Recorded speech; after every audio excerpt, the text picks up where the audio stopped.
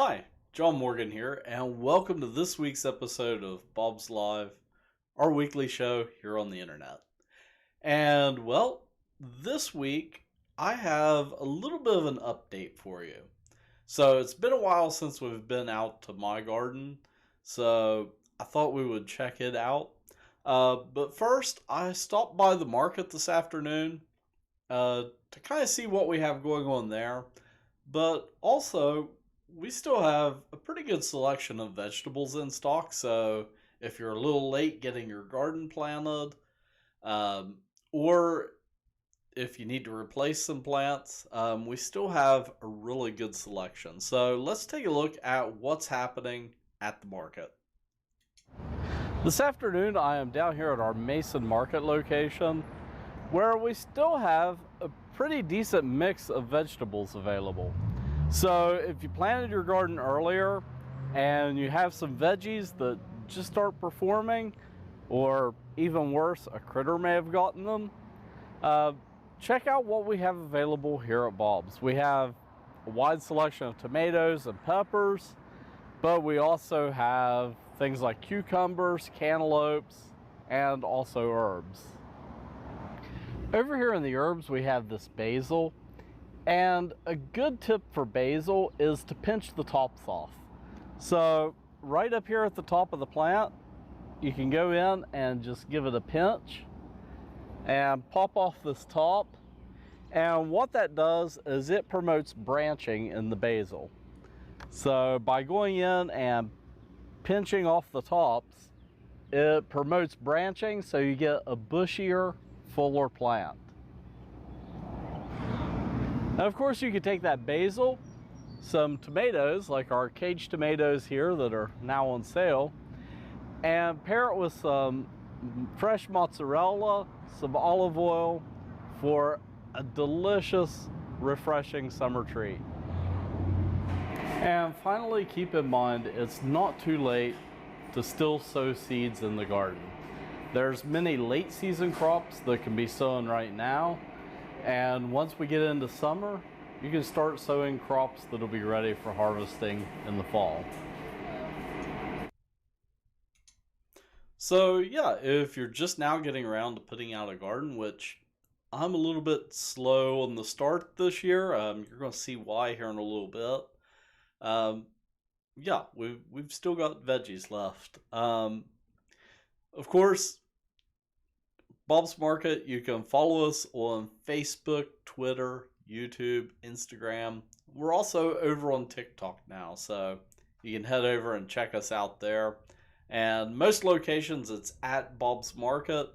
YouTube is a little bit different because Bob's Market was already taken, so we're, I think, Bob's Market Greenhouse, but if you do a search, we're pretty easy to find on YouTube. Up next, let's take a look at the weather forecast. And oh my, right now it is toasty out. I could tell you, I was outside a good chunk of like mid-morning into noon, actually working on a video for an upcoming episode of Bob's Live. And I sweat off probably 10 pounds. And also, I was out in an area that was kind of wooded and open fields, and the flies were just eating me alive. So, yeah, I feel like I sweat off like 10 pounds today. But yeah, we're looking at pretty toasty weather through the rest of this week. So we've got temperatures in the 90s. Thursday, it looks like there's a chance for thunderstorms. And then we're going to be hot and sunny going into the weekend also. So yeah, we're getting into that typical, June, July weather. So yeah, it's a great time to get outside and start working on projects, but midday heat, you want to make sure that you stay hydrated and stay cool. Speaking of midday heat, I was out in the garden yesterday, and it's been a while since I've done a garden update of what's happening at my house. So last year, and well, the last couple years with COVID, we really did a lot around my landscape because I couldn't go out and do interviews like I was doing this morning. Um, so a lot of the content here on Bob's Live kind of revolved around uh, my garden. And I've been working the last couple years to kind of transition it from a victory style garden where it was all rows over to raised beds. So I've got my raised beds in, and I also have one small section that I left for row crops, for green beans and corn and some potatoes, onions, and things like that. So let's head out to the garden and see what I have going on there, and also the meadow garden. Because when I say garden, I kind of mean inclusive of vegetables and my whole landscape. And yeah, I see people showing up saying hi in the comments. Hi. um, let's go ahead and take a look at what's happening in the garden. If you have any questions, yeah, drop them in the comments, and then we'll jump back in after the video segment.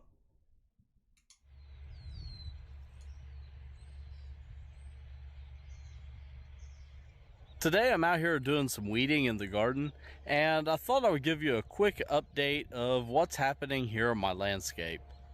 So behind me I have my beans and corn planted in rows, and over behind that I have the raised beds. And you might be noticing there's still not dirt in the raised beds, but I am making progress. I got my dirt delivered, so now I just need to haul this topsoil around to the garden. My yard, it tends to stay kind of soft, so I wanted to get it dumped out here, so that way I didn't end up with a dump truck or a trailer buried in the backyard. It's going to be a little bit more work for me, but it'll save the yard. And also, this was kind of a low spot anyway, so if I have any dirt left, I'm going to use it in this area, and I might also create a little flower bed right here. We'll have to wait and see on that. The mixed planter that I did a few weeks ago, it's starting to fill in really nicely. And also the Prince Tut's getting pretty tall. And to match that color scheme, I actually did the same flowers out through the flower beds. The bed here at the front of my property, it is filling in nicely also. Down where our house number sign is, I obviously don't want to show that. I'll come around here to the back. I've been struggling with invasive species. Well, not really invasive, they are local to the area. But I've been having problems with dead nettle growing in this. So what I decided to do this year to kind of smother out anything growing in this one little section is underneath of the mulch, there's actually a layer of cardboard. So that's going to smother out anything below it, and over the course of the summer it should break down and leave me some pretty nice soil under the mulch next spring. The one area that is still a bit of a big question mark for this year is my new wildflower area. So during May, as you know, we had a lot of rain. So that kind of pushed me back on sowing this area because the ground just stayed too wet to get in here and work. Because I did need to till up the top layer. So I only tilled down about 2 inches, just enough to kill off the sod. But it was finding a window where I could get in and do that and also sow the seed that was a challenge. So finally, a couple weeks ago, we had enough dry days I was able to get in, till it up, and then the next day I sowed the seeds on it, and then the day after that it rained, and then I was able to come in, kind of compact everything down, and I'm getting pretty decent seed sproutage. It may not look like it from this angle, but if we get down close to the ground, you can see what's starting to sprout. So here around my little seeding platform, you can see all of the cosmos that's starting to come up. Now, all of this cosmos, I'm growing it from saved seeds that I actually collected last year.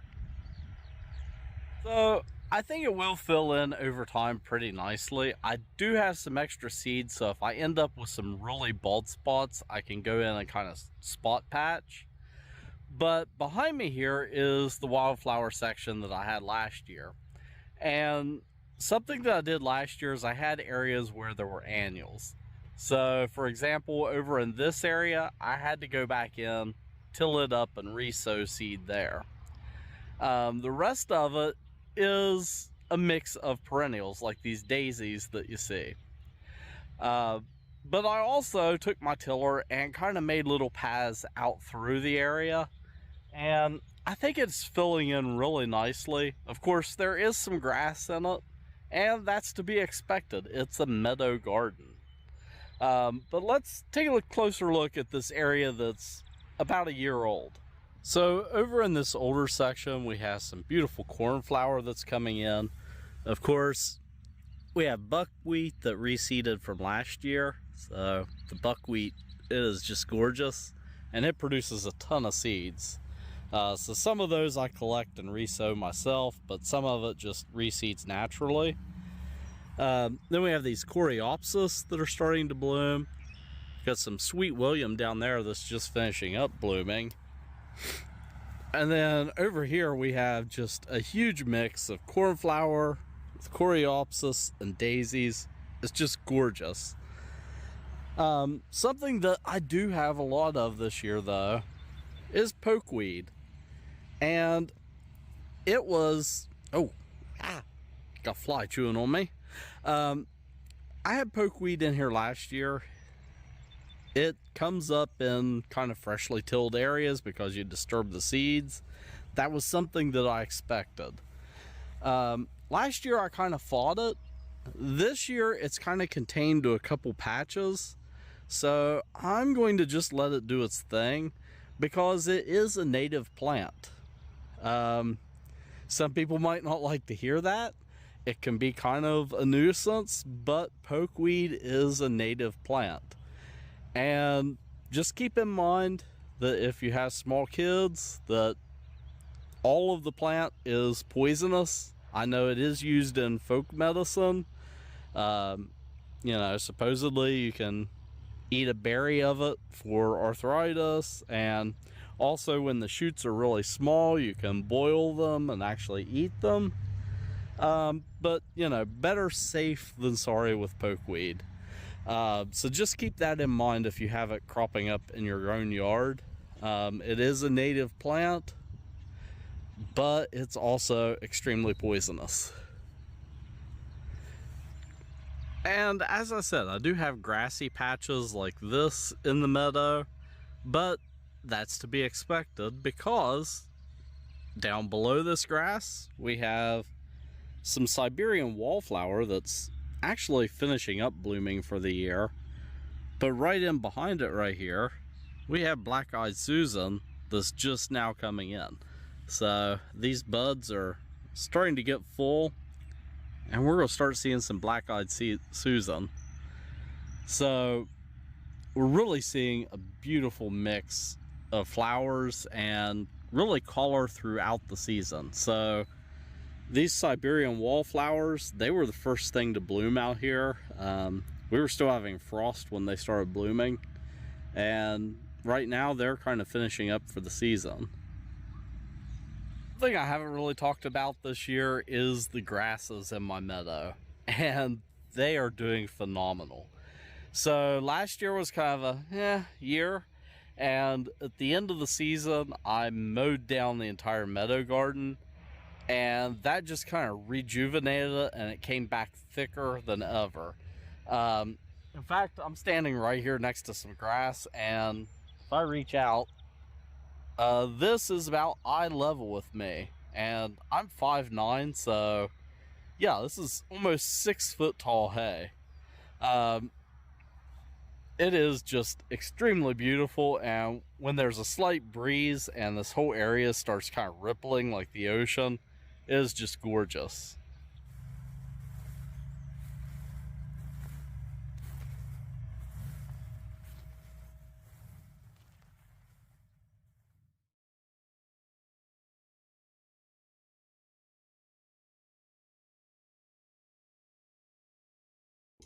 Oh, there we go. I couldn't find the unmute button.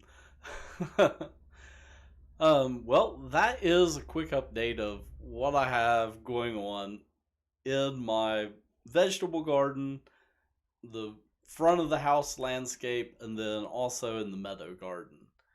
And yeah, in the meadow garden, I've got a mix of wildflowers, but I also have basically a huge hayfield for part of it. Um, Eventually, that hayfield section, I'm going to slowly shrink over time as I continue tilling up and planting more wildflower sections. So it's my goal to eventually have, a nice huge field of wildflowers and grasses. But I'm also mixing in fruit trees to make it also a productive space in that respect. Um, so what I'm really trying to do is build an area that is both beneficial for my wife and I as far as being able to gather fruit, um, but also having an area that supports local wildlife. Uh, and since I've started this project, this is about the third or fourth year for my meadow garden project. The first year it was all just grass and really just a small test area of wildflowers. Last year I expanded the wildflower section a little bit larger and kind of improved my methods for sowing a little bit. And this year I expanded that even more. And I also expanded the grassy areas this year, mainly to save gas. Um, but all along, what I've been noticing is each year I'm starting to see more and more wildlife. Of course, that's big things like deer that we have going through the area, but also we have rabbits and tons of different species of birds, small little critters like mice and voles, and that also attracts snakes, um, which all of that is great to watch. We can look outside and see all kinds of different wildlife. In fact, about a month ago, we looked out and there was a hawk eating a bird that it had caught in our front yard. Uh, but, you know, that is, part of the. Quote the Lion King here. It's part of the circle of life. And yeah, we've seen turkeys and yeah, just all kinds of different wildlife. Um, so this month, something that I kind of want to focus on both our blog and here on Bob's Live is kind of the conservation aspect of gardening. And yeah, how you can garden for more than just yourself, but for all of the wildlife in your area, and how you can kind of turn your landscape into a habitat that helps support wildlife and kind of helps the environment around you. So we're going to be looking at ways that you can do that, all during the month of June. So I've got some really exciting stuff that I'm working on. Um, Over the next few weeks, though, I am going to be out. So um, we've got a medical procedure in the family, and I need to take time off for that. Um, so I know definitely next Tuesday we won't be having an episode, and possibly the Tuesday after that. Um, kind of depends. But one of those weeks I might be doing like a pre-recorded upload. I'll just have to wait and see on that. Uh, but we'll definitely be back. Let's see, 3 weeks from now with Bob's Live. So we're gonna take a short hiatus, and during that time, I'm gonna kind of retool some stuff. So you're gonna see a new Bob's Live whenever we come back. And well, with that, until next time, which is not next week, but sometime in the future. um, until next time, keep growing.